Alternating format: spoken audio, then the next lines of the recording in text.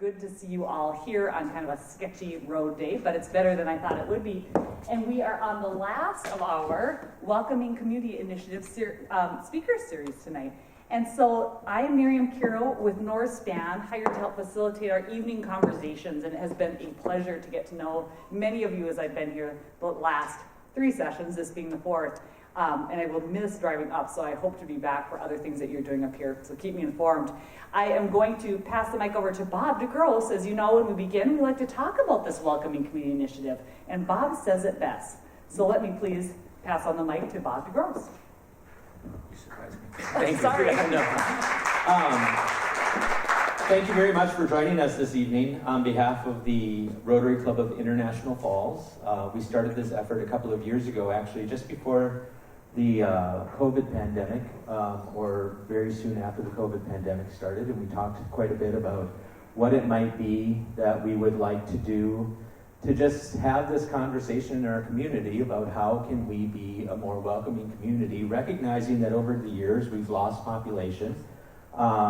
You know, it would be great if we could rekindle interest in people to come to the area, to put down roots here so that they could raise their family, generate a business, or be involved with the businesses that are already here, and just really see what we can do to help turn our trend around and everything like that.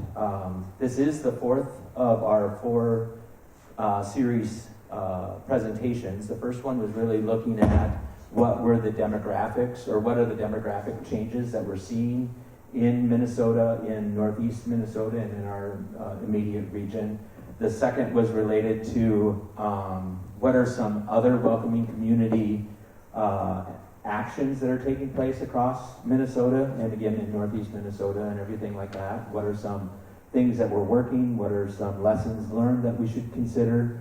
Then our last presentation was a group that maybe is less represented or not represented in our community, which is the Native American, the Ojibwe culture.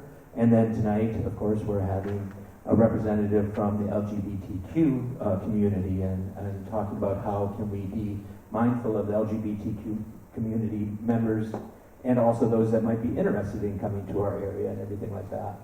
The reason why Rotary has picked this up is because over the last 100 years, Rotary has actually been an international organization that has built, or it continues to build, connections across continents. We advocate for peace. We look for ways to overcome water insecurities in communities and ways to just build communities in general and everything. So that's why we are undertaking this effort. Basically, the stronger we can build our community, the better it is. And the stronger we can build our community is by encouraging everyone who's interested in putting roots in our community to come here and enjoy our community and live here and make a living here. So I really appreciate you coming out tonight. I do want to recognize those organizations that supported this effort, which is the Rotary Club of International Falls, the Friends Against Abuse in Coochin County, and the Episcopal Church in Minnesota, as well, of course, as our host here, the Rainy River College of the Minnesota North, or Rainy River Campus of the Minnesota North College. So thank you for joining us tonight. One last thing, thank you too to KCC-TV for recording all of these public presentations that we're doing. Matter of fact, if you have friends that aren't able to be here, all of these presentations are on the KCC-TV YouTube channel. So thank you again.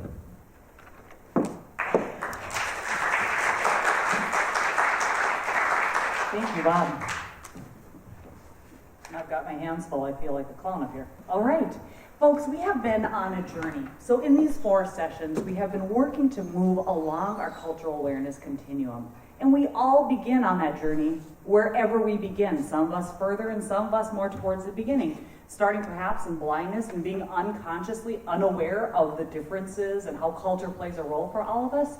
But all of us in these sessions trying to move up that ladder towards cultural sensitivity, cultural competence, and ultimately proficiency, and in some models they'll call it safety. So I applaud you for taking this journey. I've mentioned this each evening, that I tour the region, that's part of my job, and every community talks about wanting to work on being more welcoming and inclusive. But this community, and you being here, you are doing the work. So it's been really fun to be a part of, and I can't wait to see what happens next. So we start each of these speaker events the same way. I draw your attention, please, to the primary and secondary dimensions of diversity. Thinking about that perception process that we all have. It's the human process where we take in stimulation, we organize it some way, and we interpret it. And each of us does this uniquely, depending on what we call our intersectional identities. So depending, in the center part here, we have our mental and physical ability, race, ethnicity, age, gender identity or expression, gender, national origin, sexual orientation, and then you can see the ones on the outer ring. All of those areas will inform the way that we see life and the world, and when we're taking in and hearing stories from others, we will interpret that information through that lens. It's like a set of glasses. So what's fun and interesting and scary and sometimes upsetting is to be able to hear about other people's worlds when they're very different from our own. But that's part of this journey that we're taking here in this series.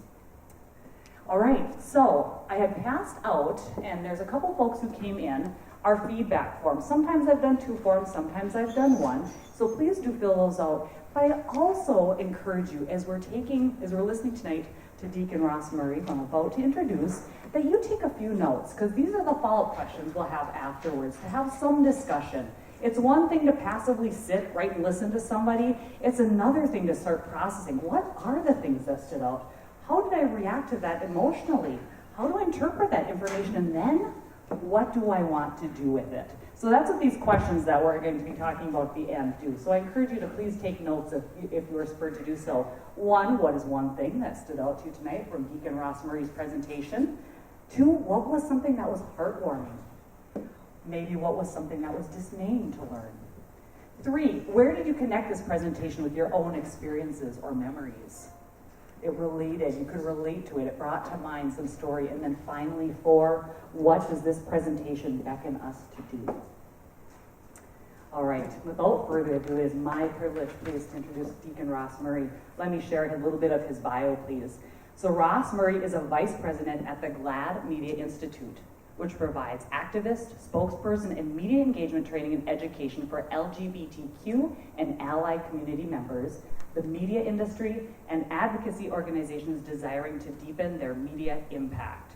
Ross is also a founder and director of the Naming Project, a faith-based camp for LGBTQ youth and their allies. He is an author with his book, Made, Known, Loved. Please note, copies available here.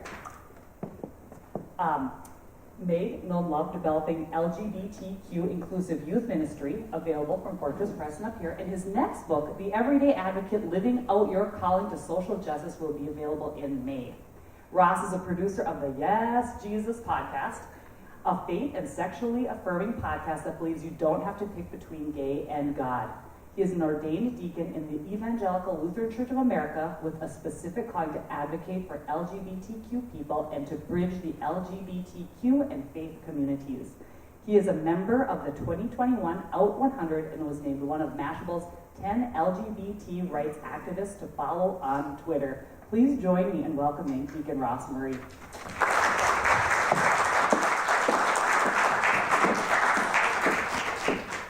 Thank you very much.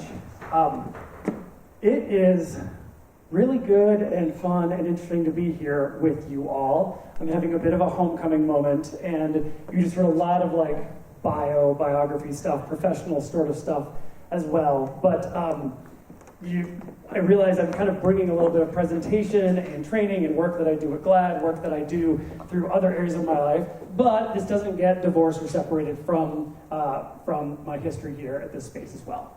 And before continuing further, I also want to just recognize and acknowledge that we're doing this meeting and this gathering on Ojibwe land, and want to make sure that I'm paying our respects to the leaders that are past and present and emerging. And note that I'm part of a series and following Dr. Anton Troyer to be able to speak about not just the present, but the future of Indigenous communities here. And I think one of the cool things that's come up has been recognizing that this series really is a series, and that whatever I talk about tonight is very much connected to what you've been hearing from past speakers, and if you do this again in the future, with future speakers as well. So I don't know if I need to provide this, but just like you heard my like professional credentials.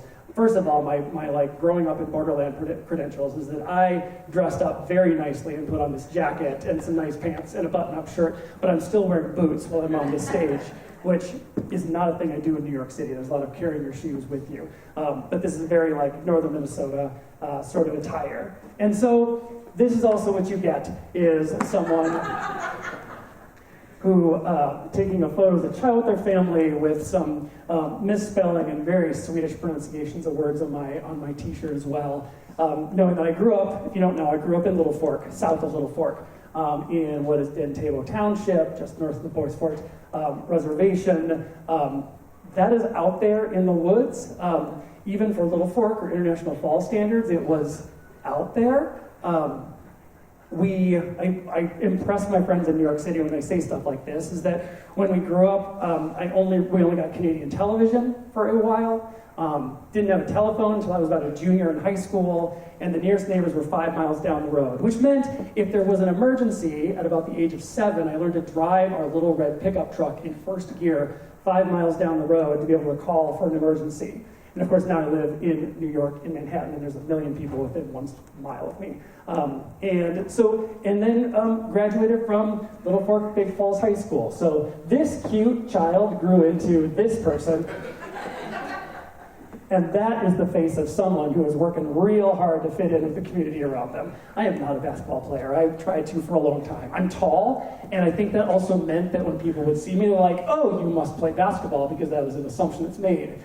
Does not match my skills, doesn't match my interests, but it was kind of an expectation. And so for the longest time, went along with it until I couldn't anymore, and used a health issue to say I'm going somewhere different with my own life. I didn't come out in high school, and people have been coming out younger and younger, and some of it just has to do with culture, how people are able to talk about themselves, how much they can be open, and that was not true for me. I wasn't out. I was bullied for being gay. I didn't have to tell them I was for them to bully it. Maybe they saw it. Maybe they were just seeing they were seeing some characteristics or behaviors that I had, or look at that, and decided to be gay. So I have a hunch now that most of the people that I would call my bullies from then probably didn't even think of what they were doing as bullying. And I've had some people that have actually reached out and said, yeah, we apologize, said you were treated fairly badly in high school too. And at the same time, I had friends, good friends. I didn't come out to them either, not until later. And partly of that might have either been too scared for myself, or quite frankly, didn't really know myself well enough to be able to explain it to somebody else. And when I did start coming out to people, I did it very haltingly and very much, the more I said things out loud for other people, helped it to make sense more for me. And this is something that kind of has informed my work, especially with the naming project. I'm very big into youth ministries, you saw all that stuff. And part of what I just think about with young people, adolescence really sucks for anybody.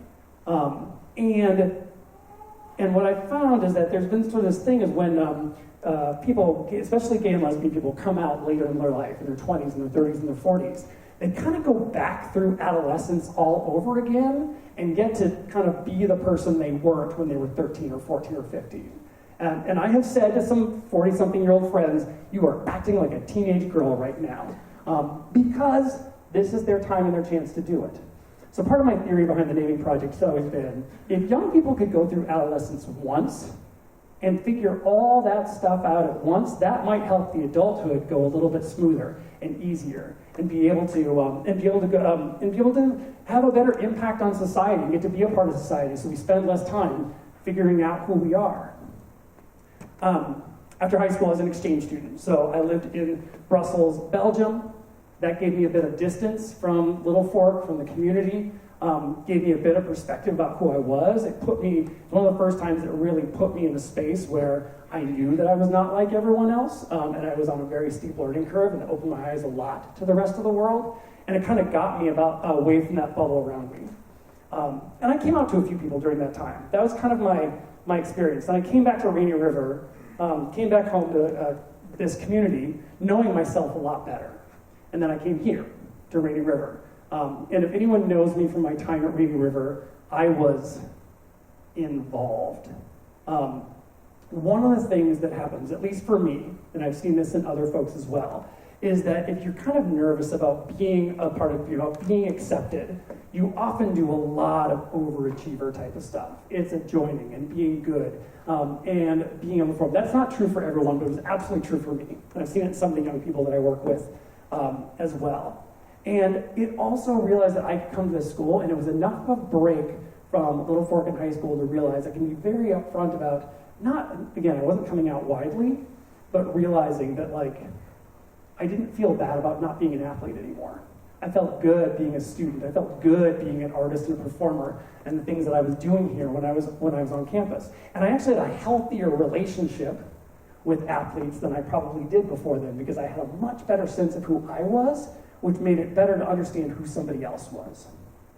And that was about when I started coming out to a few close select people, some friends, my family, and was well received by the people I did come out to. But I still was being very slow and cautious and careful. So what I did was, when I moved to Minneapolis to start school at Augsburg University, my thought was, I can use that as my opportunity just to come out to the world. Because now I could tell people that I was gay, and no one had to unlearn anything they thought they knew about me or my life or my past, and they would just accept that because they had nothing else to compare it to. That's what I did. In fact, what I really did is I told a couple gossipy people, and they told everyone else for me. Which works really well. It saves a lot of time and a lot of emotional labor, a lot of really awkward conversations, and other people have those conversations for you. And it was also the assumption that being in a big city might be a space that I could find more folks that were like me. I could find more resources. It would be a bit easier and safer. I could get away from anyone who wanted to oppose me, right, as a gay person. And that was also part of my rationale in terms of moving to New York. New York is a lot of people who are not me, not even like me. And I don't have to have that expectation.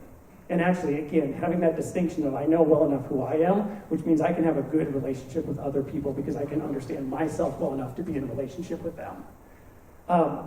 And I could also find people that share my identity, my values, my experiences, and to be able to avoid opposition or discrimination. So again, I go back to that young person that I could have been. If you are accepted and believed and supported, you grow into a confident person, one who can contribute to the community. And that helps the community grow better as well. I was very fortunate that my family was very accepting, that I had a good circle of friends, even if I didn't come out to them. That I had a church community in Little Fork, one of those people that I did come out to very early on that was accepting. And I realized that isn't necessarily the case for everyone, which is why I recognize how valued it can be.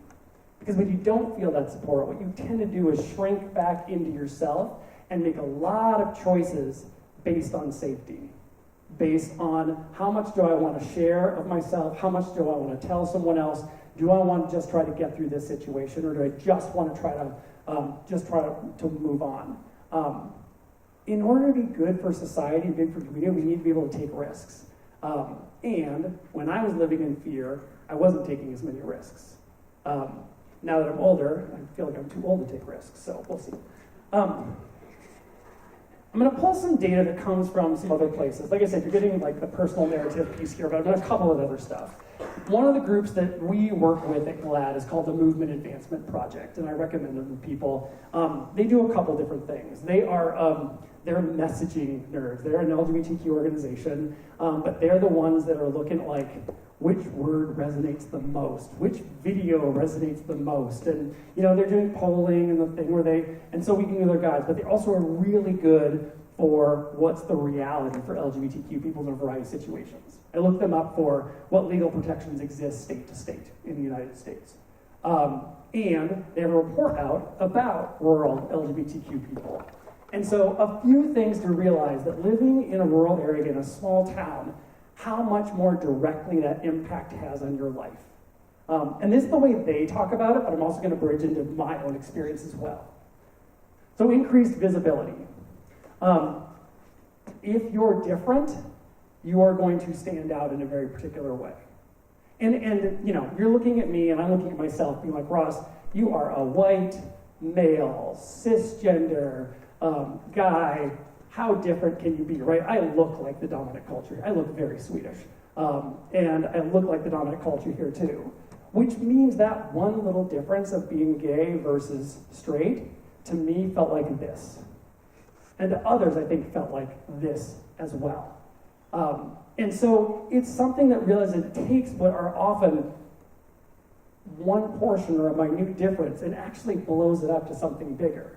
Which again means the thing I spend a lot of time or mental energy on thinking, is this a safe person? Is this a safe situation? How much do I want to share this? How are they going to react? Is it going to be good? Is it going to be bad? Right? And things, in my case, things work out often better than I fear, but I still spend a lot of time thinking about it, right? There are also ripple effects. I think this is interesting too. In these small communities, acceptance or rejection is felt even stronger, right? The tightly knit nature of communities often will strengthen and reinforce those relationships. And it also means that it can carry over from place to place as well. One of the reasons why LGBTQ people tend to, you hear about them more in larger cities. I mentioned you can kind of get away from, if I know there's a store owner or a church that doesn't accept me, I can go find somewhere else. In fact, this shows up here politically, but it doesn't happen here in small towns. One of the things that I've always found in these, there have been proposed bills, and there still are, that talk about businesses refusing to sell or give services or work with LGBTQ people. And one of the arguments is, well, you just go to the other baker down the road. And when you're from a town that only has one baker, or you're from a community that only has one, really, if you don't have that one available to you, then you don't have anything. Or you're driving 2, 3, 4 miles to be able to, or 4 hours to access the resource that you need. And I recognize that a baker can seem like something very frivolous, but it gets heightened when we're talking about medical care or talking about doctors. Now, I can spend some time later talking about medical care as well. But it also means that if someone is really opposed to you and wants to make a stink, you're probably going to see them in more than one place. It can carry over from the church to your school, to your work, to wherever else. And the opposite is true as well. If you're feeling supported, loved, acceptance, that can carry over as well. So this is not just a negative kind of one-way street. Fewer alternatives. So if a place is refusing your service, you don't have that other place to go. That refusal is felt even stronger. And sometimes, this kind of relates to the other one, it doesn't always have to be a conscious referral. I talked about medical care and doctors, and I know one of the realities that LGBTQ people, especially transgender and non-binary people, have a really hard time accessing competent health care. People just don't know, right? And patients find themselves having to educate their doctor about what kind of care they need, but the doctor's the one that actually has the power to write a prescription, authorize a medical procedure, believe what someone's going through. And again, if that's the only resource available, that's the only doctor that's available, then it also says, do I have to travel further? Do I have to go to somewhere else to be able to get that kind of care? And the last one here is about support structure, right? It is also just resources. It is, what are the LGBTQ organizations that exist? What are the places where we can go? Where can I find people that I can gut check my experience or my life with somebody else? Where's the place where we can hang out? Where are the places that can also help us find who the right doctors or teachers or counselors or therapists or stores are? And when there's not that support structure, it actually makes it harder to initiate and start one. I think that's why this series can be really, really helpful, because you can also say to yourselves, and we'll do this tomorrow if you want to come to that workshop too, about what resources, what organizations exist and what don't. And one of the things that we actually could start and that we could do. One of the things that tends to happen is that if nobody comes out, if nobody shares their life and reality with each other, nobody knows that anybody else is the same as them. And I talked about growing up and feeling kind of isolated in my hometown. There were other LGBTQ people in this area. There were other, but I didn't know who they were. And I didn't know who they were until I was an adult. In some cases, I didn't know who they were until I was an adult and I left the city. I learned as an adult living in Minneapolis, reading in one of those gay magazines they have in Minneapolis, that a former mayor of Little Fork was gay and had a partner and had a daughter. All things I didn't know. And was someone that maybe I could have chatted with when I was 17 or 18 or 19 or 20, but I was just unaware, right? And in some ways, he felt like he had to not share it, not be public, and I also wasn't sharing and being public either. So then we find that we're around people, but we don't even know the people we can connect with. Especially when being LGBTQ can sometimes be sort of invisible. And again, in some ways you blend into whatever community that you happen to be a part of. So I'll say this to you, and I mentioned this before, the whole time that I lived up here, I was very active in my church, my congregation. My pastor at Little Fork Lutheran Church was one of the people that I came out to in high school. And I'm very fortunate that he reacted both with acceptance and also a very good realism about how he saw the world works, right? He was not scared to tell me what challenges were going to exist and sort of recognize what was ahead of me. And that was important, while also recognizing that I was getting his level of support. That's also what, because of his work and because of some of the other work that I did around the church, is part of things that made me really interested in religion, and particularly in youth ministry. And so this work of being accepted in a church, again, in a wider community or a wider culture that was a little bit more questionable, made me feel good and comfortable, made me want to be more active in that space as well. And that's the kind of thing that also then propels me to want to go on and study youth and family ministry, wants to go to seminary and learn to become a deacon, wants to talk about church politics. I love church politics. I hate real politics, but I love church politics. And you can do some really fun stuff there. So I think those are some of the things that I recognize how much that propelled me into the future that I had, right? That grounding and that sense that there was a space that was safe just because there was one staff person, one pastor who was being that open and accepting, were the things that sort of gave me the strength. I've been discriminated against in various situations, and that's probably what made me an advocate as well. Recognizing I was part of an organization that did not accept me the way that I was being accepted in other spaces, and then people reaching out and saying, yeah, we're working on making the church more welcoming and inclusive. So working with an organization that's now called Reconciling Works, Lutherans for Full Participation, and getting to be involved with them. And quite frankly, it is what led me to start the naming project. I'm putting my advertisements right in the middle of all this too, by the way. This is a youth ministry approach. This went to the whole idea that young people should be able, while they are still young, to have time and space to figure all that stuff out. And we do this little queer church camp, which who here has gone to a church camp? This looks a lot like that, I'll be honest, just a lot more fabulous. We didn't change the program. It looks and sounds like the one I went to. It looks and sounds like the ones that the other two founders went to. And we sort of brought that idea together and said, well, we're still going to do meals and campfires and Bible studies and arts and crafts. I've never seen arts and crafts be so popular as they were until we got to the naming project. And I'm not an arts and crafts person. That's when I, as an adult, would go take a nap because that was my free time. But recognizing that it was a set-apart space.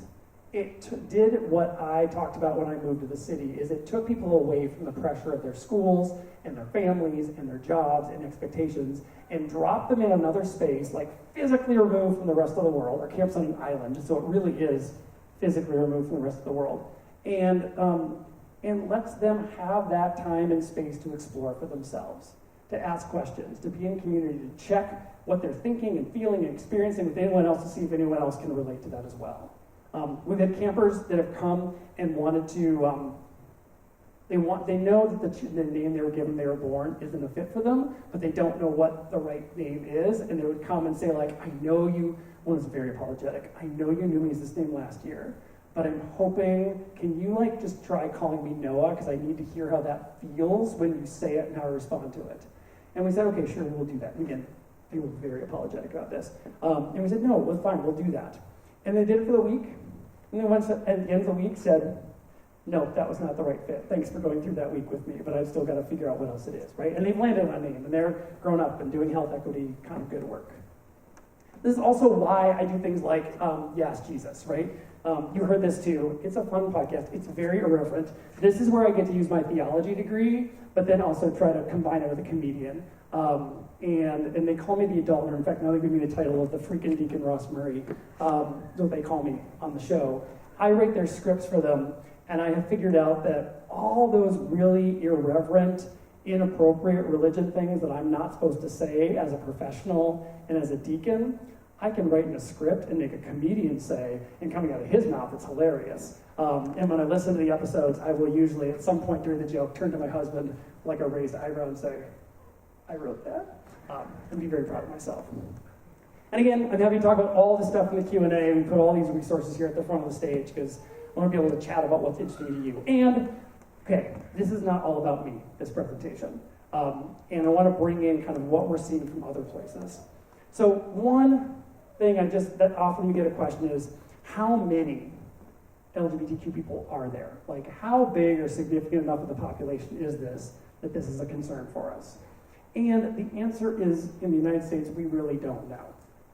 There's no good data on that. It was supposed to be part of the 2020 census. One of President Trump's first acts in office was to remove that question from the census. And quite frankly, that might have been a good thing, because we've seen a lot how data has been weaponized more recently, so I'm very torn about both being left out, but also could find that being used against us. And so the best data we have is stuff like this. So this is Gallup. You can see the people that are identifying as something other than heterosexual has been growing over the last 10 years, doubling, right? We're now over 7%.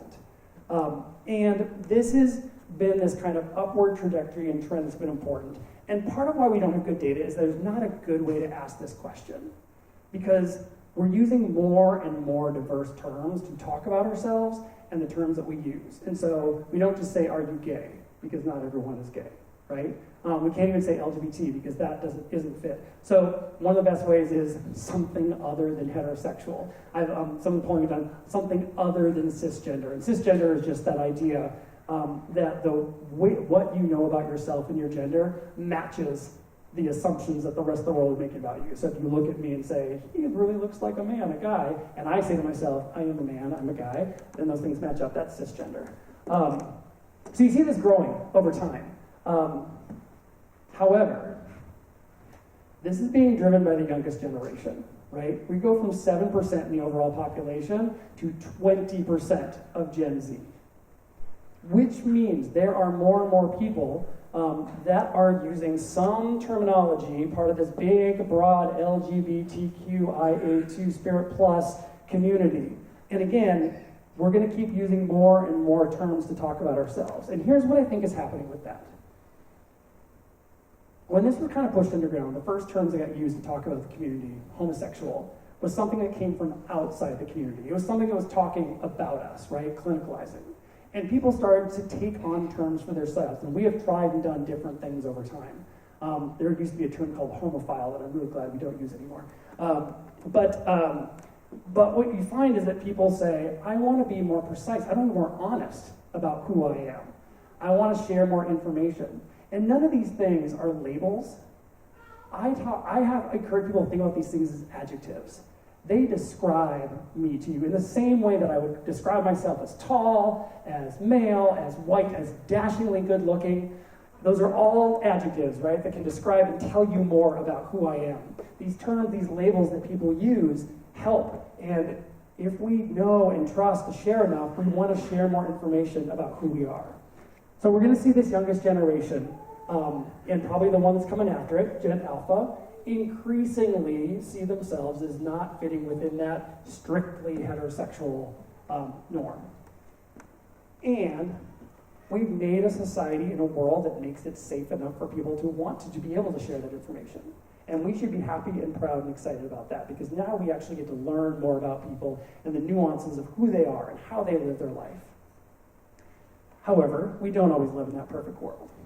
And so what we're also seeing is some coordinated and rather violent pushback. And I'm showing this map, sorry, I don't have Canadian data. But this is from our friends at the Equality Project or the Equality Federation that work with Freedom for All Americans. The darker the blue, the more anti-LGBTQ bills have been filed in state legislatures this year, since January. So every year they kind of like start this map all over, and I sort of watch it change, and they sort of update it every day. I don't even know if this is most recent. And there's a lot of legislators that want to pass laws to make it more complicated, make it more difficult, make LGBTQ people feel more isolated, and cut them off from particular resources. Texas, you see here, has 66 bills. When I do this presentation in off years, Texas is white. You're like, Texas can't be. But Texas has a legislature that only runs every other year. So the fact that like it isn't shaded one of the colors doesn't mean that bad things aren't happening. They're just not happening in that very particular way that this map captures. Actually, and these are LGBTQ related bills. They are not all anti. Minnesota has 18 last I checked that were filed. And some are things like banning conversion therapy, which is a dangerous, harmful practice, and banning it would be really good. Some are enhanced prosecution for like hate crimes, bias-motivated crimes. But a lot of the bills that are coming up, especially in other states, have been targeting young people, targeting LGBTQ youth specifically, and especially targeting transgender youth. So ones that have been banning access to medical care. All the major medical and psychiatric associations say that for transgender youth, there's a process for transition that someone can go through, and it's going to be different for each person, but generally that is expected to be a best medical practice, but there are states that want to make that illegal and make the doctors that would do that care into felons. There are some states that are passing, if I heard about Florida's Don't Say Gay bill that had to do with talking about LGBTQ realities in public school settings. Some of those bills have been called parental choice bills, which is a nice euphemistic phrase. However, some of those same states and some other ones are also persecuting parents who accept their transgender children and reclassifying, if you accept your transgender child, that is the same thing as child abuse. And so we will send social workers from the state to come and evaluate your home and perhaps take your child away from you. So there's a lot of families that are leaving Texas and Florida and Tennessee and potentially Missouri if some of those pass. And other one would be bans on things like drag shows, which are performance pieces, and some of them are very, just talk to a lawyer in the back, they're very clunkily worded, that is gonna also ban things like Shakespeare, the musical Hairspray, a lot of other things where people are not dressing up in what society says is supposed to be what men wear and what women are supposed to wear. So what we see is this really big pushback.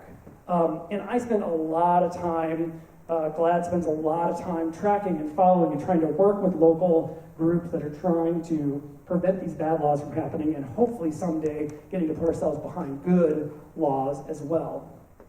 I'll just say for Minnesota, I think it is unlikely that any of those anti-LGBTQ bills will pass in your state legislature the way it is currently set up. But I'm also going to just make the case that the mere introduction tends to introduce a debate about the reality of LGBTQ people that still ends up being harmful. It doesn't have to be a law just to hurt, right? Because now we get to hear our news articles that are going to listen to people that are pushing bills like this. It's going to prompt conversations from folks that maybe don't know LGBTQ people or transgender people to form opinions based on what they've heard. And that's what also gets really harmful. I will say also, Minnesota, last year you elected your first transgender state legislator. Her name's Lee Finke. She's a friend of mine. We actually wrote a book together. We've done some projects. I'm a big fan of hers. She also comes from youth ministry world as well, so that's kind of cool. And then, I've been talking about these like laws and legal realities. And we spend a lot of time talking about that. But then there are the things that happen outside of the law, right? Those things like vandalism or violence, right? These things that also are really good at sending the message that you don't belong. And so one of the things that happens is some of these can happen in large cities, they can happen in small towns. And it doesn't have to be huge or pervasive. Most of the community might be indifferent, might be doing I don't care what you do in your bedroom, that sort of perspective. But if there are people that are rabidly, and I'm going to say violently, opposed to the reality of LGBTQ people, they can absolutely make life hell. And one of the things that we have seen a lot this year has been firebombings of LGBTQ centers, violent protests happening outside of drag performances, and people probably are most aware of the Club Q shooting that happened in Colorado Springs. But the hard part that always comes up with me too is after these things happen, what kind of community support do people get?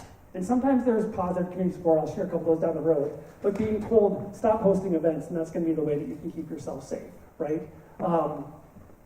Having the homeowner association tell you to take your flag down because it got vandalized too many times. The way that this discrimination can happen can look like a lot of different ways, right? Preaching, boycotting of businesses, brief comments or slurs that are just muttered under your breath. It can be physical assault. That happens fairly frequently. Vandalism is often very common. Rainbow flags or decor being stolen or burned, things spray painted on the garage doors, sometimes broken windows, and sometimes arson. And I have to also make sure that I've said this as well. This does not fall evenly and proportionally on the entire LGBTQIA2+ community, right?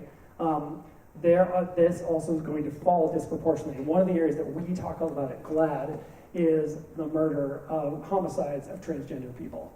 Every year since 2016 has been the most deadly year for transgender people on record, and people keep track of what known. And I pulled these up. There are 6 represented up here because this one's got 2. These have all come since the beginning of the year, this year. And that tends to increase. It is all over the country. It happens in large cities, it happens in small towns. The nature of the violence is incredibly brutal. So if you know things like, remember Matthew Shepard from back in 1998? It's like that happening 45 times plus a year, that we know of. There are probably more, and that number is probably low, because what tends to happen is that police will misgender who the victim is. The media picks up the police report and just reports it. It goes out there.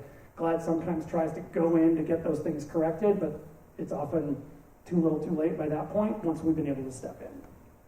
So this is a little bit kind of where we are. This is some GLAD reporting that comes from one of our reports here, right? We're recognizing that discrimination against LGBTQ people has been on the rise in the last few years. And that people recognize that that form of discrimination, a wide variety of discrimination, is taking place. And again, it's not happening evenly. Black, Indigenous, people of color, LGBT people have higher rates of discrimination against them too. And so I recognize here you've got me, this like white male cisgender guy giving this presentation as well, but pointing to recognize that, that where discrimination tends to fall is going to be disproportionately on other communities as well. And it's happening a lot with young people and this youngest generation that is putting themselves out there more and also becoming the recipients of that backlash even further.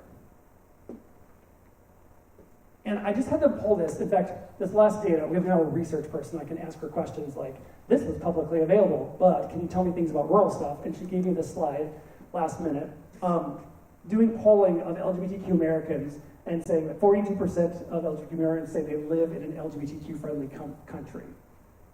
That number's low, we gotta work on that.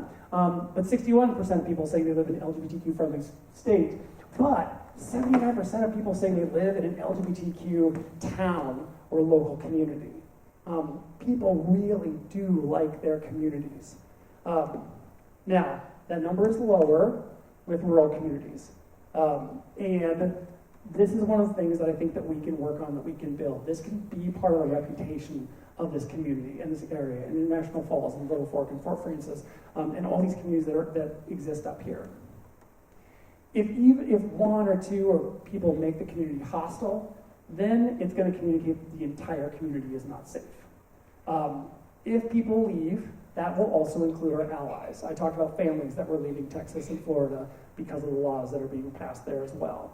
You can create a flight because people are going to make that assumption that the community is not safe. And by doing it, weirdly, when the allies leave, it makes the community even more hostile, but it doesn't stop those little queer babies from being born.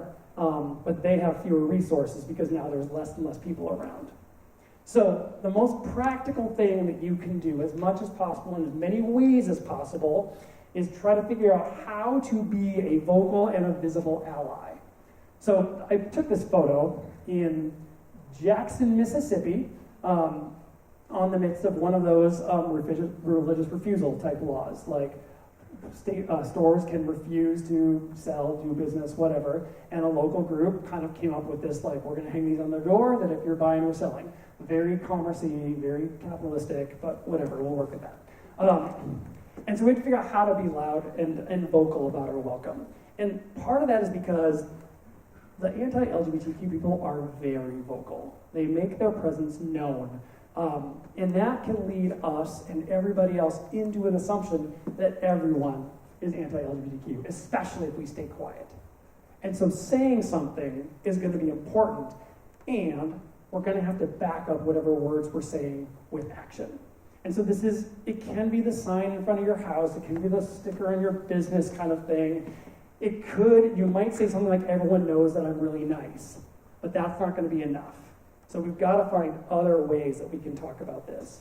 Again, when bad things happen, because bad things do happen, what's the community response, right? Is it going to be to rally around victims, to make them feel better, to feel like they have that level of love and support? It's going to take speaking up where things are hard. These are examples of things where an incident's happened. The other place that we really need strong allied presence are in some of those vocal, visible areas where decisions are being made.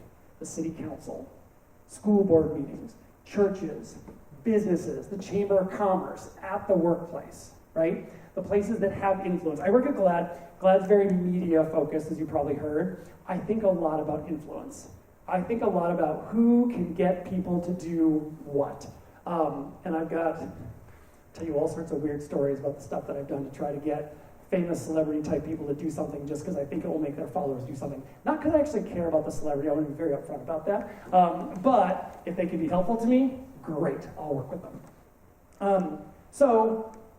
And then we figure out how to foster community that is welcoming and accepting. And I want you to think of this in two different ways.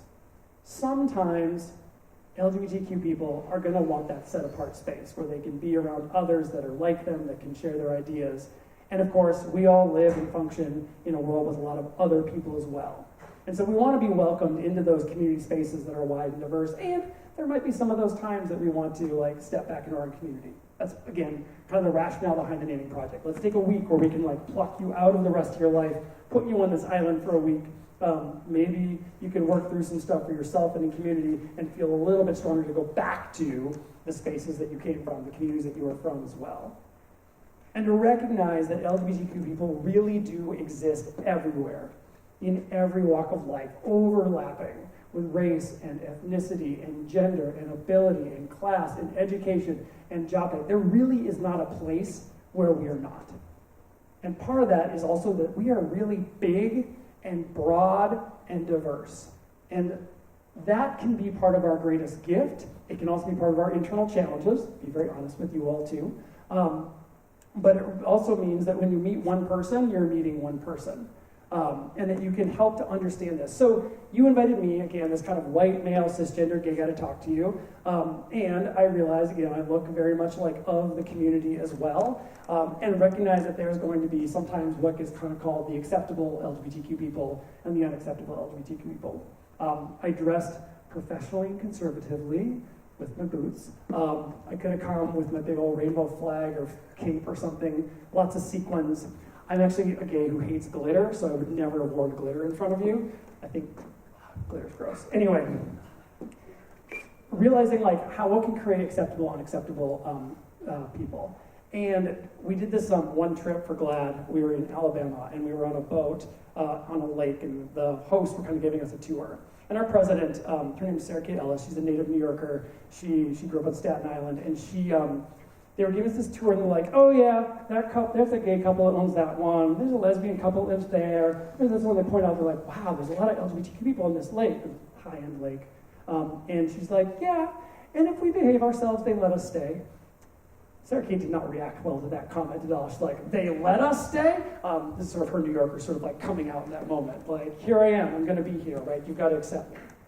So, what are some of those things you do? I'm gonna be very practical. When we do this workshop tomorrow, I'm gonna kind of work through this a little bit more, and the people that come will help participate and help make this up for yourselves as well. I know that a lot of large companies and corporations have employee resource groups, have those employee affinity groups. And a lot of them are LGBTQ. I know that Bob told me that a lot of people work for the federal government, for the National Park Service, or for Border Patrol. Thank you. I can't name my departments now. There are affinity groups that come out of those federal government offices. Although when you are one of 1 or 2 or 10 people, maybe you're not going to feel that much in your hometown. But at least you know that through your work professional network as well. And of course, if you're at one of the smaller businesses, that may or may not be feasible, but it's something to explore. Students can really benefit from LGBTQ organizations. And that can be a really good open place for students, for their friends, for their allies to show up. So what can happen here at the school here, or perhaps something that's more pan for the Penn County, whatever can work. What else? Churches can make a public statement of welcome and inclusion. And there are processes that exist in a lot of denominations to help. My job when I worked for Reconciling Works, the Lutheran one, was to help churches go through this process for themselves so that whatever statement they made was true and accurate and accepted by the whole congregation so they knew how to be welcoming and inclusive. And then, I will say this too, and I don't know this, I'm going to ask this tomorrow in the workshop. There are probably unofficial LGBTQ gatherings. I'm going to guess there's not a gay bar here in International Falls. However, when you plug it into Google, some things pop up, which is why we're going to eat pizza at Border Bar after this, and you're all welcome to join me. There might be those unofficial places where people just gather on Sunday afternoons at a particular coffee shop or bar or restaurant or whatever. And that's a place where people can gather even if it's not official. There might be a temptation to announce a really big LGBTQ initiative. There might be a really big temptation to do that in June. June gets known as Pride Month. And admittedly, everything gets crammed into that 1 month and it is exhausting, quite frankly. When you work for an LGBT organization, Pride Month is just work, so you get tired by the end of it. But I also want to caution against doing big, gigantic initiatives. Because we live in such a highly politicized environment right now, you saw some of those drag shows, some of those readings being attacked because they were big events that can be welcoming for the community, but also figure out how to be weaponized. I spent a lot of time at GLAD thinking, like, what's the way this could be used for evil? And I sometimes give people counterintuitive recommendations because I'm thinking with safety in the back of my head. It would be great to be included, but now they're going to be included, they're going to get, like, ambushed once they get into the door. And so that backlash is one of the things I look at. The other concern I will also say, and this has to do with June and Pride Month, there's something called rainbow washing. There can be a lot of marketing or special initiatives like, well, if we could just get the gays to come in, they'll spend all their money and we'll be in a great shape. And that's never helpful. And speaking for the community, the gays don't always appreciate that. Sometimes we do like our free stuff. But there's a lot of research that gets done on what actually gets backed up behind those marketing campaigns. And occasionally you do have big public initiatives. I know you've done and had Borderland Pride. I've talked to Doug. I've talked about it in 2019, the last real in-person reality time that I can remember, getting to talk and be a part of that as well. And I think movements like this can be really helpful. It's a public event. It was a big initiative. It could have, and maybe it did draw some community response or backlash as well. But I like small town pride events. People think that pride is something that exists in New York or San Francisco or Los Angeles or even Minneapolis. But the reality is the ones that are created in local communities can reflect the local culture. And it's much more realistic, it's much more community building. The big one in New York is overwhelming. 2019 was the 50th anniversary of the Stonewall Rebellion. It's kind of part of the modern LGBTQ rights movement. And the Pride, everyone was there, and the Pride Parade started at noon, and it ended at 10:30 p.m. Please don't ever have a parade that long. None of us were there. None of us were there that amount of time. I felt bad for the last one. Like, no one cares anymore. We've all gone home. But I've talked to people that are in small towns about just do a picnic in the park, right? Do something as just us getting together in a way that really does reflect that local culture. And that local pride should reflect the community. So the best of these events is to try to, you know these things are happening. You know Borderland Pride is happening as well. Reach out to the organizers to offer to help. Trust me, local organizers are the allies that they are going to be looking for whatever help they can get. It can be support from a business owner. It might be that kind of special that gets incorporated into Pride. It can be promotion for your business. Again, be wary about rainbow washing, but it's a thing. And can also be helpful. If you're with an organization or a church, you can find ways to participate, volunteering to set things up, to tear things down, be hospitality. At the New York Pride, the water stations are all the churches that are along the route. And the members of the church are the ones that stand there with little trays and cups of water, and then about 10 feet later, someone's standing with a garbage bag to collect your cups that you've been drinking. You can have a table and a booth and make your participation a witness. And then go with your friends and family. If there's a lot of different types of events, go to the stuff that's of interest to you. Pride is what you bring to it, and people can be and do there whatever you want. So if you don't like drag shows, don't go to drag shows. If you do like picnics in the park, do that. If you like book readings, do that. If you like discussions on something, do that. If you like to dance, because people like to dance, go ahead and do that. Okay, and I know I'm running out of time, so I gotta wrap up here. Your allyship can be interpersonal, right? This is just things like listening to people, believing what they tell you about themselves, and then respecting them enough to reflect back to them the stuff that they have just told you about themselves. It's knowing and understanding when someone tells you what their name is, what their pronouns are, to use those, the one that the person wants to be called. And it might be accompanying someone out in public. And that could be their first time at an LGBTQ event, because they're kind of big and scary and intimidating, or first time putting themselves out there in some big way. Or being the one who speaks up when you hear something, or seeing something, challenging those stereotypes and misinformation. Allyship can be corporate, right? And this is just things like non-discrimination policies for employees, for customers. There's a whole list of policies and procedures you can go through. It's looking through your benefits packages, your insurance, what is covered, what's included, who is covered, who's included, and things potentially like employee affinity groups or employee resource groups. It could be in your community, right? Local non-discrimination protections. Minnesota actually has some really good laws in place, but they can always be strengthened by local protections that go even stronger, or reiterate what exists on the statewide level. So if it ever gets repealed on the statewide level, you still have it here in the local community. And having those LGBTQ resources available where anyone might need them, at the school, at the library, at private businesses, at social service agencies, at courthouses, etc. Speaking of libraries, please don't ban any books. Don't do that. That's another fight that we've been having lately, is about banned books. And then, I put this note on here too, elect qualified and skilled leaders that are out and a part of the LGBTQ community. Do you elect them just because they're LGBTQ? No, they should be qualified, they should be good. Being LGBTQ should not be a disqualifier for them. And there are some that do excellent work in the state, in the United States. I think resources and organizations like Chamber of Commerce.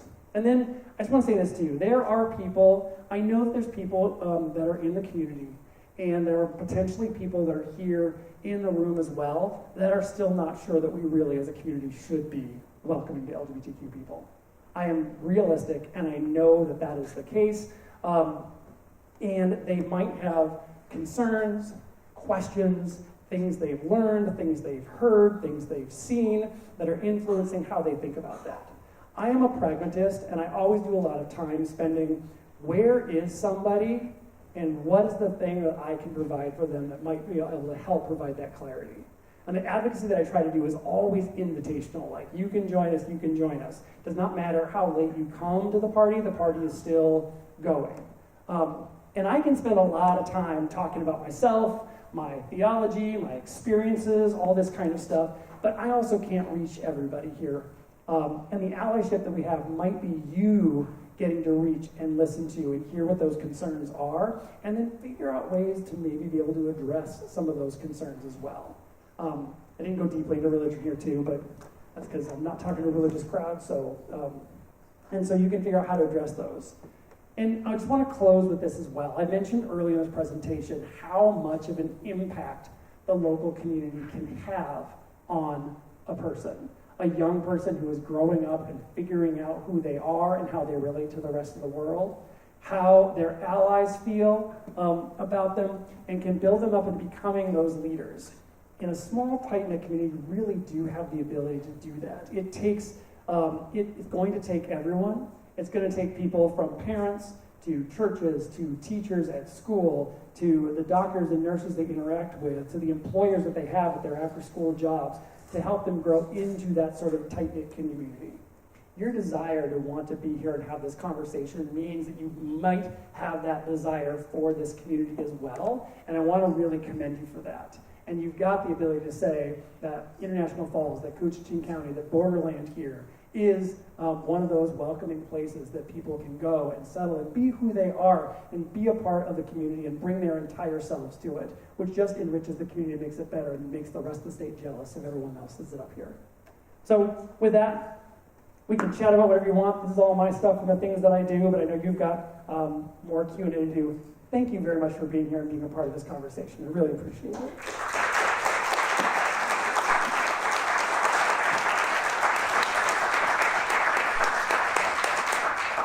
Before I ask you questions, do you have questions for Mr. Murray? Yes. See you in the back. Well, Ross, where do you get all your energy? Stress. That's why I have gray hair too. I mean, this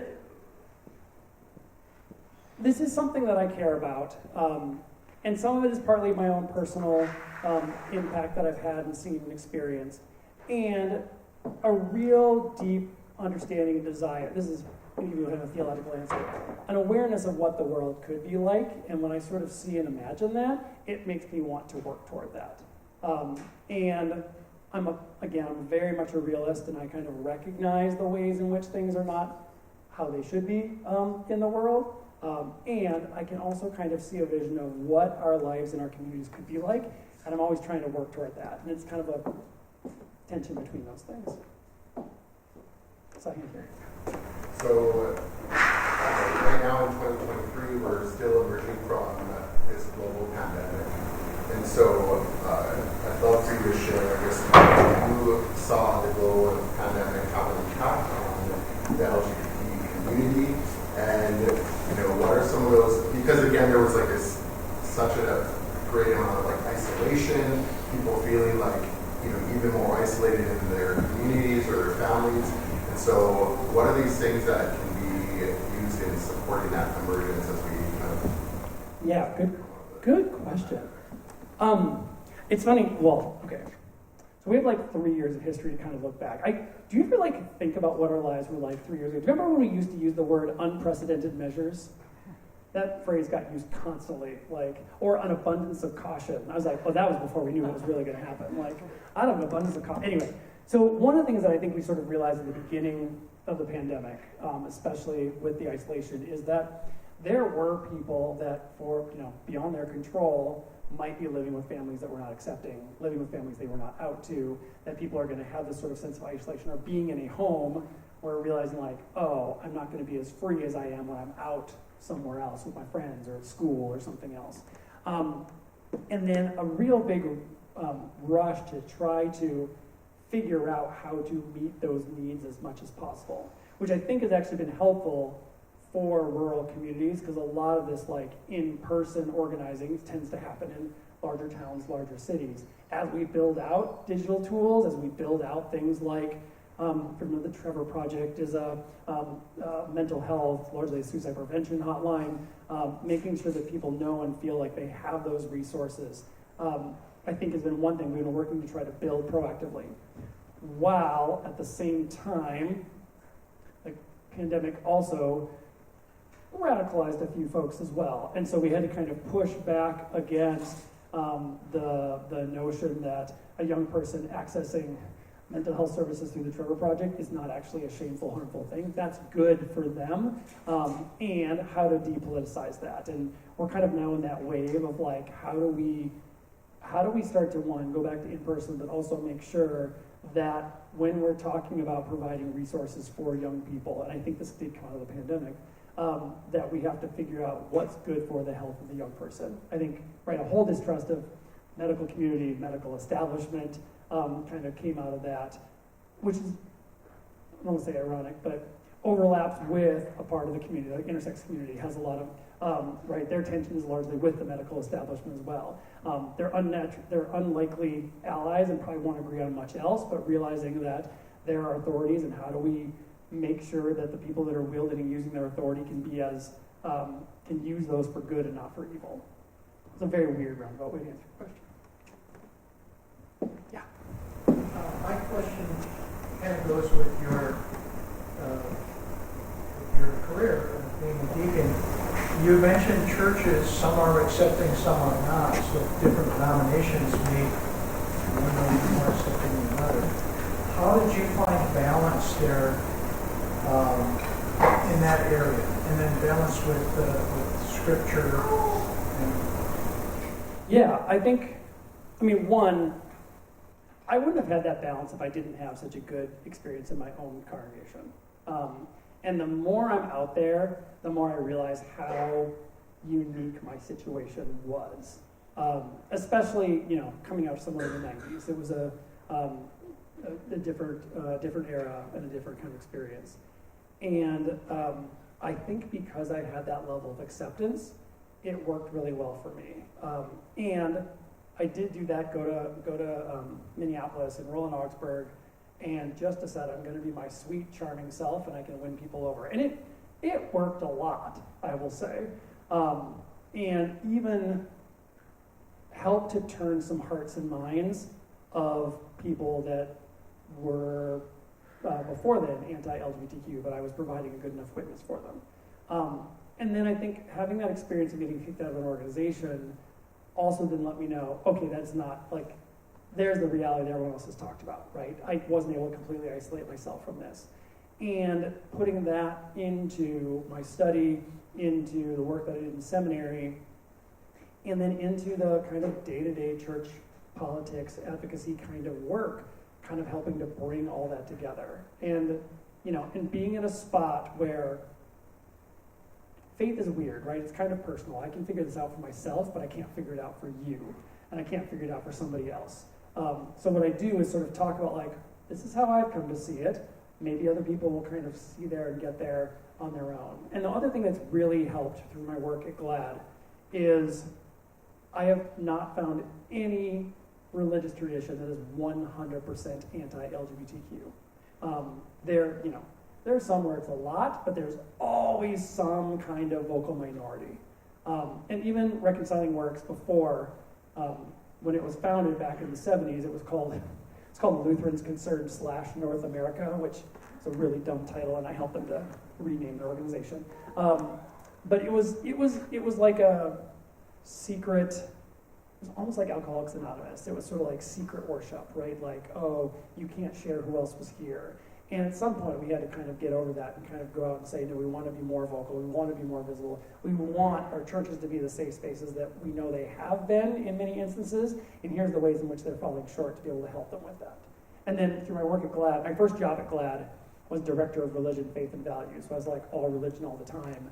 And there's where I really got to know a lot of different denominations, religious groups. And I tell people, like, I don't know their theology, but I do kind of understand their structure and the power that they want, what they want to change, and what are the levers to be able to do that. And I've kind of gotten to carry a bit of that forward for myself ever since this too. So I'm still doing some religion stuff, even if that's not totally my title. And then, quite honestly, Yas Jesus, the podcast, is me doing that kind of like fun theological exploration and getting to read stories with a different lens and seeing myself or my life or my experience in those. Sorry, he asked the religion question, so I'm just like going off. But recognizing that there was an old assumption that LGBTQ people don't show up in Scripture. However, the more I read it, the more I see themes and very relatable instances, stories, things that are showing up somewhere else. Joseph in that amazing Technicolor Dreamcoat.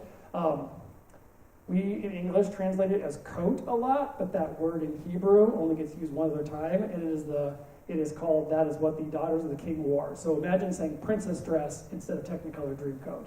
That changes an entire story, right? That changes the whole trajectory, and realizing you've got relationships like David and Jonathan and Ruth and Naomi, of Esther having to figure out how to share or talk about herself. How can she come out in a way that is safe both for her and for her people who are under attack? I'm not calling Esther a lesbian, but I also am saying that's a very relatable experience of, if I come out, it can help, but it could also really, really backfire on me too. And even when I wake up early in the morning, I want to think about is Jesus' conversation with his own disciples. It says, who do they say that I am? Getting some answers that are not really accurate, and then asking a very vulnerable question of who do you say that I am, of his closest friends, and getting an answer, which seems much closer to accurate, which is where he's so excited. And then he says, great, now that you understand that I'm Messiah, now I have to go and die. Not the answer that Peter wanted to hear, but also realizing that there are limits to understanding and acceptance. Like, yep, I get it.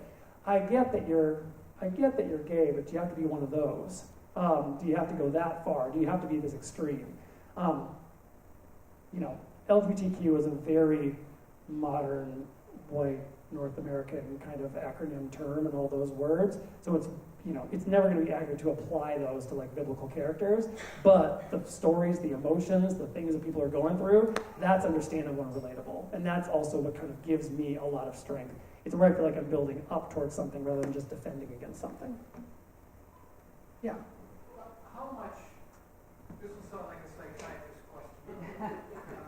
How much I'll give you a deacon answer. your early experiences, the challenges that you face growing up in a rural community as gay, being afraid to come out, how much of that became the driving force behind what you chose to do as a career? There's probably a chunk of that. That is, and I hear other people say this too. Other people who have worse experience than I do have said things like, I do this because I don't want anyone else to go through what I went through. And again, I was bullied, but also had some really good friends. I had a community that I really enjoyed. And again, me not coming out, depending on how old I was, might have also been, I just didn't know the language or the words that were used to describe some of this too. If you look at old videos of me as a child, you'd be like, oh, that kid was gay. But, no one's going to know that or say that back when that was the case. And I think that's where some of the youth ministry piece comes from, why that's important to me. And a lot of what I think about for youth ministry theologically is identity, who am I, and vocation, what am I doing in this world? And those are kind of the two biggest questions that you'll see me like come back to when I do a lot of thematic work. I think the advocacy work on trying to change the world, this policy-related stuff, that is probably based on that act of the getting kicked out of an organization. And because before that point, I had a belief that I was going to live a very quiet, sheltered, single life, and I can just like fit in and be quiet and fit in this community. And I realized through that incident, that wasn't really going to work the way that I wanted to. And again, as someone who's got a lot of privilege, if I couldn't do that, I couldn't imagine what it's like for someone else that doesn't have that same amount of privilege. And so wanting to kind of do that work in a particular way. Because your presentation is scholarly, but it's also very personal, like from the inside out. Yeah. Thank you. Thank you. This presentation tonight was a weird hybrid. I do not usually get that personal with folks as well, but I also know I'm talking to a room of people that know me fairly well, and maybe I'm framing this in a different way. And when I first met my husband, I told him my joke was my favorite movie was Romeo and Michelle's high school reunion. Sort of like, I've left the high school, I'm going on, I'm going to live my big fabulous life out here, and maybe I'll come back and wow them and get to walk around and say, look at how amazing and important I am. And then I realized this invitation to do exactly this was that moment, and I'm terrified right now while I'm doing it. So I don't quite have that like strut down the street, look at how great I am. I have much more of a like, I'm kind of bearing my soul in front of a lot of people that knew me way back when, or people that are just learning this stuff about me for the first time. So, I mean, I do trainings and presentations like this all the time, and it's been really interesting to realize this is much more personal than what, when you're a professional, you kind of just can talk about stuff without having to put yourself into it a whole lot, unless you really, really want to. But this is one of those places where I knew I wouldn't be able to do that with any level of authenticity, I guess. Well, I know there are a couple of verses in the Bible that people who are really biblically literal paying a lot of weight on as far as being gay is against God and all that. Can you just, and I know biblical scholars, I don't know what they are, but can you just give us some thoughts on how to maybe help somebody reframe that while honoring their version of understanding God? Yeah, I'm thinking in my head, there's a flippant way that I do it, and then there's like the actual way. I'd love to hear that too. One, the flippant piece is for me, whenever we talk about human sexuality specifically, there are like 6 verses, and we spend a lot of time fighting like those verses don't really mean what you think they mean. And there's good arguments behind theirs too of like, where did this come from? The problem is, the Bible's like that big, right? And there's a lot of stuff in there that aren't those 6 verses. And there are particular again, if I want to be flippant, one of them was like, you should not lie with another man like you lie with a woman. Well, I don't lie with my husband like he's a woman, he's a man. And you realize that that's set alongside a lot of other stuff that we don't necessarily follow, and yet we still keep that in there. And there's a lot of other stuff that's in the scriptures, not about sexuality, that also is weird and hard and difficult. And none of us can approach this without the lens of what it is we're looking for. And if I get really, again, when I want to get really snarky and really political, then I'm like going out there saying things like, you shall pay your worker a fair wage. The immigrant that is working in your land as well as your own neighbor, right? There's an argument about that, right? There's a way about treating immigrants. And again, there's things that we all struggle with. One of the things we do with Yes, Jesus, I try to find these like fun stories. I'll admit this too. When we do the Bible stories in Yes, Jesus, we call it baked Bible stories, where they get high on weed and tell these Bible stories to each other. I'm not high when I write their scripts for them, but they can kind of go off on and usually ends with Daniel Francesi yelling, no one has ever told me this story before. There are some weird things in there, and once you just kind of lift those out and lean into them and have fun and say like, this is weird and I don't get it, and I don't understand what I'm supposed to do with this in the world, it actually makes the entirety of scripture much more fun. And I'd rather talk about that entirety, like, what's the weird thing that I don't know what to do with, alongside of, do I have to fight against this one very particular thing? So I always try to like kind of step back. I spend very little time talking about those 6 verses because I know they exist. I can make arguments against them, but I also know that if someone is really predisposed to not want to hear that, they're not going to hear that. And I would rather start to expand them into what are these other things that we've got to be thinking and talking about. I'm glad you asked that. Thank you very much.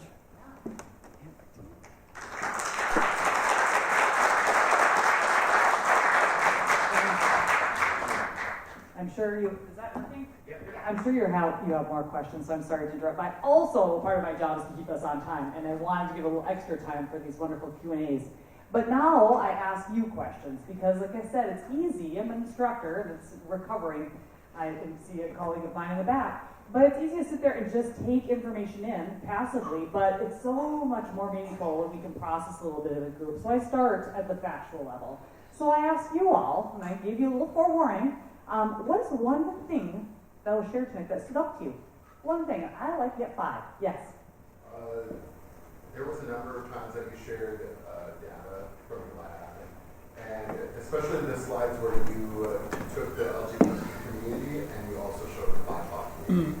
So that in itself is so important, no matter if we live in urban communities or rural communities, because it provides visibility into what is the actuality. And data is used so often to provide like storytelling and be able to advocate. And so I think that that was something that I definitely that you shared that stood out, especially in rural areas.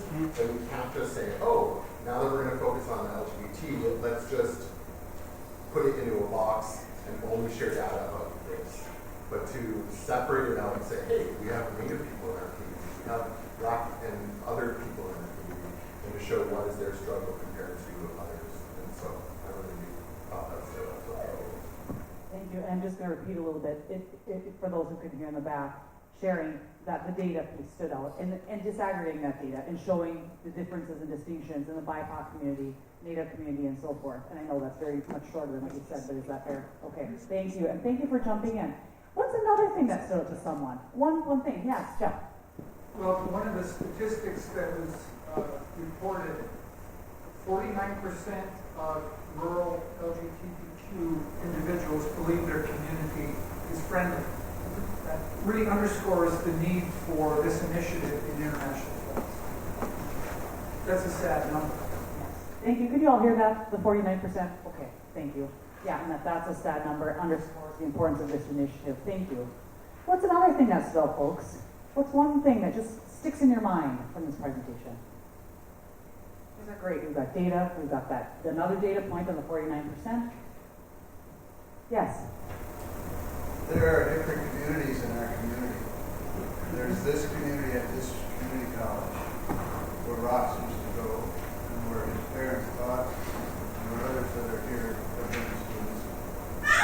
I think there's a lot of young people in this community right here that aren't integrating very much with the rest of our community. And I think that we could all learn a lot from them about their openness, which is what Ross indicated to me. But I think you said 29% of Gen Zs, was that the figure was? 20% of Gen Z. Yeah. And so I just hope that our community can be more integrating with the different groups within our community so that we can share the ideas and the things that Ross was talking about. Otherwise, we don't get to know each other. So I think that's something we need to work on. Thank you. And could you argue the other comments there? Excellent. Okay. Thank you. Thank you, Rocky. Yes. Piggybacking a little bit on what you said, I think that it gives me hope because the Gen Z generation is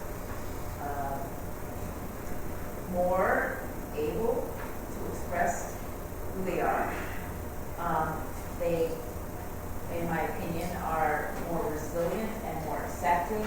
They're more inclusive, regardless of the differences, whether it's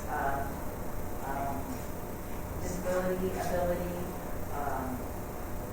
sexual orientation.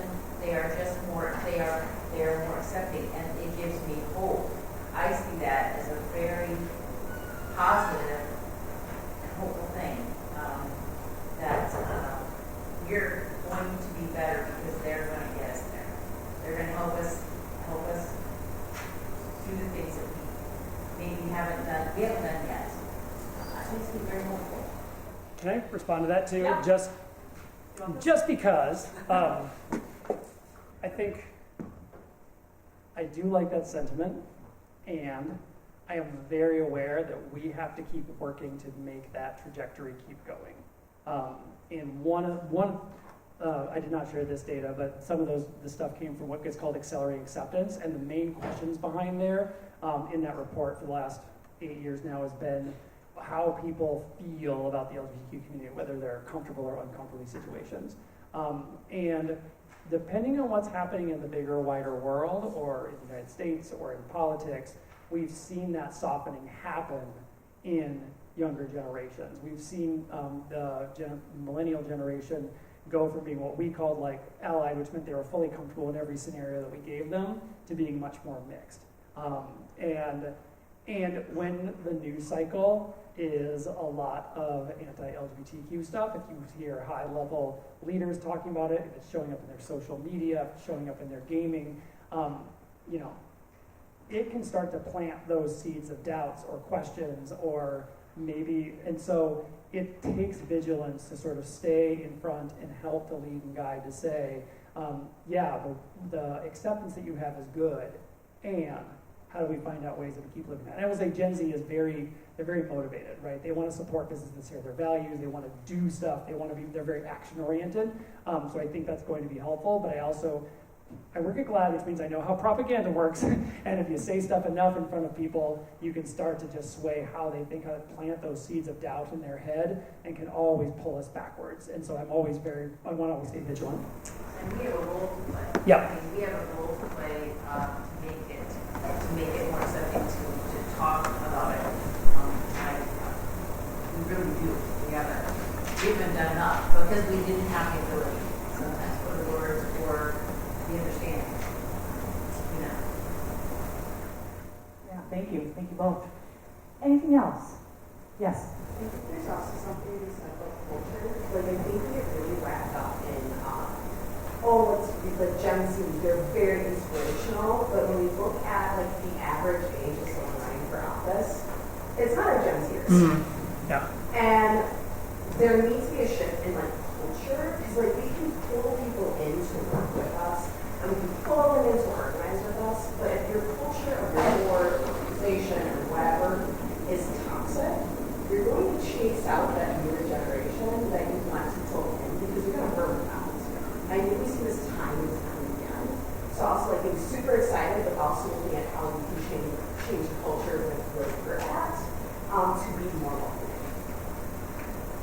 That's good. And Yeah. Yes, I was watching heads. I think I can get every good for you. I know I get so distracted by the baby. I heard the baby song. Other thoughts, standouts to you? I don't see anyone eager, so let's move to the next question. So we start with right ahead. Let's move to the heart. What is something that was shared tonight by Ross that you found heartwarming, or was something you found dismaying? Like moving from the head to the heart. What's something that stood out to you there?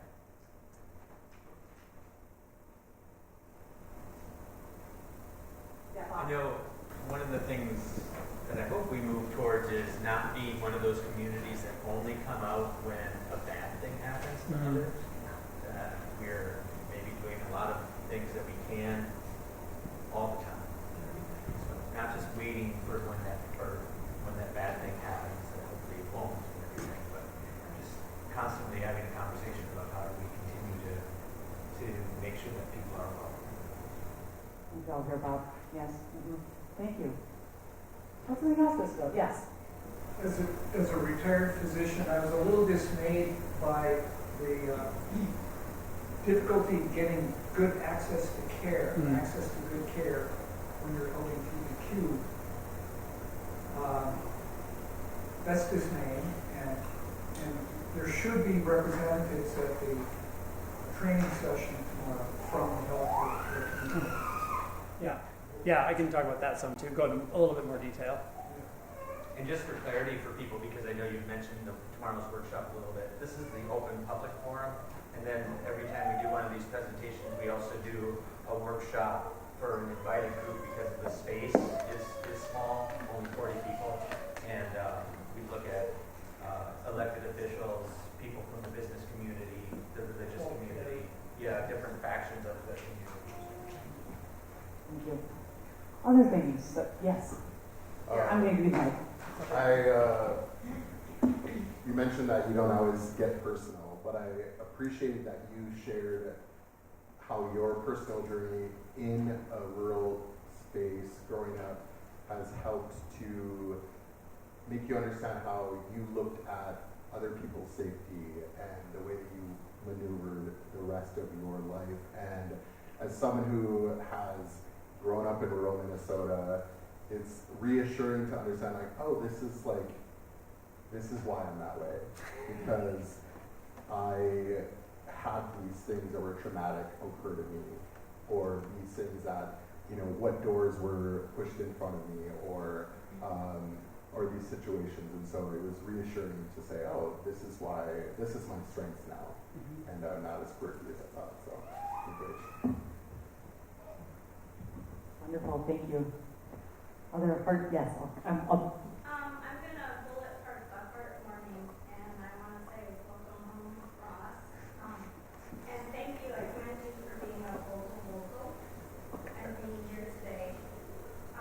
Because in his heartwarming, he did get personal, put himself out there, and I was very heartwarming to hear that he had structure and a community and support that aided him and abided him and saw him as a person of value. And now he's taking those circumstances that he may have gone through and being an advocate and turning it around for positive. So thank you for that. wonderful. I have a question, and this is what turns to awareness. And Ross, as us being isolated people, you reiterated that a lot, living way out in the boondocks. And what, for people that are reading things or modern readings to get that mindset, it's almost like you want to find that city pages that has the something other than heterosexual cheat sheet.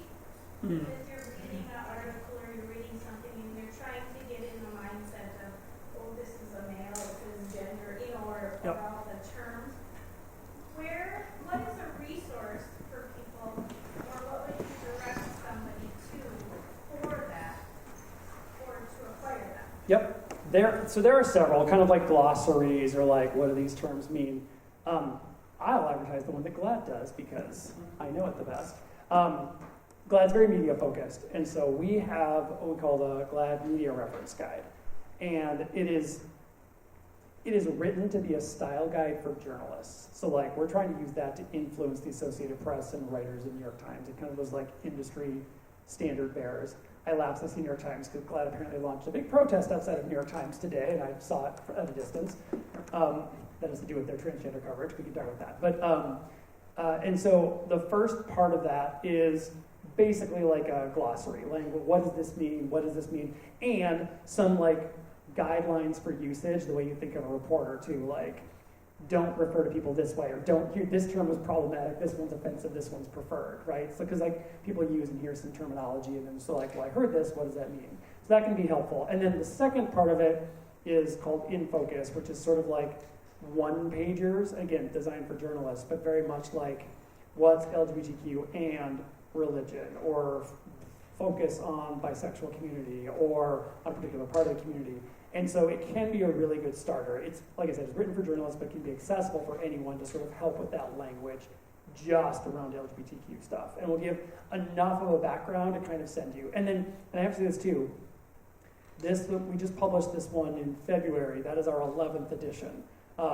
It had been 5 years since the 10th edition. That was way too long because language is growing and changing and evolving quite a bit. And there are new terms that are being used more commonly, and sometimes terms that were slurs are now not, and some have started to become slurs. And that's just part of like the human evolution of language, so we try to keep up with that as much as possible. So if you go to glad.org, GLAAD, 2 A's, .org/reference, you can find it there. All right, folks, I'm going to buzz past this one and go to this last question for you. What is this presentation beckoning us to do? And I'm going to wrap this into the bigger picture of the speaker series. You know, we started the series as Bob gives a recap with talking about data and looking at how our demographics are changing in this country. And you can disaggregate, dissect that in all sorts of ways, but we know the base of the United States and our state and our city and so forth are changing. So we started there, talking about that. Then Amber Lewis came and talked about welcoming community initiatives, the learning cohorts and different things that you can do to become a welcoming community. And then we had Dr. Anton Troyer with us last month, and now tonight we have Ross Murray. So thinking broadly, tonight's presentation about all, what is something that we are beckoned to do now at the end of the series? What are things we can do to immediately become more welcoming? Yes? Well, I think we ought to take the section on Ross's talk about what can be done to support people in the community.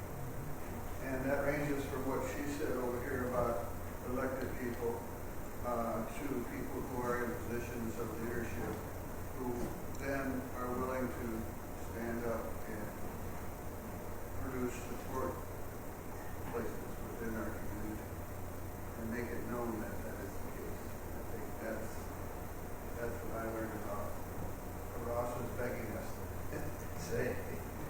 And I just want to say too that what warms my heart about Ross is that the church apparently had a big effect on him in terms of how he looks at respecting the human dignity of all people and how that has led his life goal.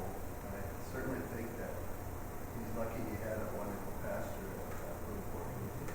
And also, I think Augsburg must have supported him tremendously. And I think that comes through really strongly. And so that's really heartwarming. Thank you. And so did this college too. Yeah, thank you. What else? What can we do, folks, as we're here tonight? Yes. I think it's showing up. Yeah. You show up, put your face with this and other groups that might be marginalized. Thank you. Could you go to the back? Show up. Put your face there where, and this other group where people might be marginalized. Thank you. Yes. I think that, and similar to Trent's comment down here, I think that Ross's presentation invites you, urges you to engage in allyship. And I think having organized a lot of pride and diversity events, both locally and on a broader scale in bigger communities, often people who are supportive feel like they need permission from an LGBT person to be involved or to show leadership or to do something. And you don't. And frankly, we can't afford for you to wait for your license to be an ally. Because there's not enough of us in the small community to issue those. So we need you to be comfortable being allies. And I think the safe space that Ross, I think, has described here is a space where it's also safe to make mistakes sometimes and to have like some frank and open discussions about some of these topics without feeling like you're going to step in it. I love that. Don't be waiting for the ally license. I thought Yeah. it was one. Yes.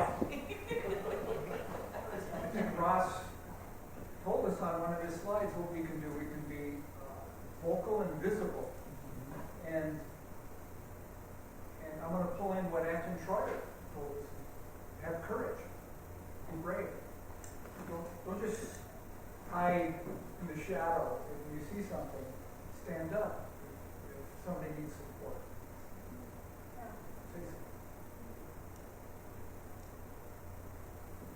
These are all wonderful. Any final comment? What can we do going forward from tonight? Yes. I really appreciated your comments on the interpersonal aspect of this and how we need to listen and we need to believe in what people tell us about their lived experience, about who they are. And that also goes within any context. To trust the person who's willing to share themselves. And that goes with leadership. If someone is wanting to have leadership, are we listening to what they have to say, or do we want them because they're a token in our community? And I just appreciate the show up, but also trust them with that. I think from the beginning you mentioned that International Falls might not have a gay bar, but there, it was said that there's these spaces that can be affirming, and so I think what can be beckoned for us to do is we can think how we can do something very small by just creating that space that is affirming of people around us. It doesn't need to be an 8-hour pride parade or other activities, but it can simply be gathering at a coffee shop or having a picnic and doing it regularly, not just everything all across Pride Month, but making sure that people understand, hey, Thursday at this coffee shop, it's a safe space. And so how can we do that regularly in our spaces? So, thank you. Thank you. All right, folks, this went by too quickly, both tonight and also the whole series. Thank you for attending tonight, and thank you for attending the other sessions. And if you are able to go tomorrow because you're part of that group, that's wonderful. So it leaves me, thinking about the end, what's next? And so the obvious thing is, if you are not already on the Rotary Club International's Welcoming Community Initiative mailing list, please get on it. I know that they are talking, that group, and I'm sure others, about what the next steps are for International Falls in this area. So be sure to, add your name to you. Don't miss out on what those next steps are, right? And so you can see Bob or any other Rotary member. If Rotary Club members want to raise your hand just so we know who you are. Yeah, thank you. And so feel free to touch base and spread the word, right? Like that's certainly part of it. And stay tuned for the next installment because I know one is coming. In what form? They probably couldn't tell you yet, but it is coming. So, folks, we went a little past time, so thank you for bearing with us. Please do fill out your survey, but I once again want to just say my appreciation for hosting these events, allowing me to be a part of them as your facilitator, and then, stay in touch. I would be glad to help with anything that I can. It's been a pleasure to work with you. So just a round of applause for the Rotary and the whole series, please. Thank you.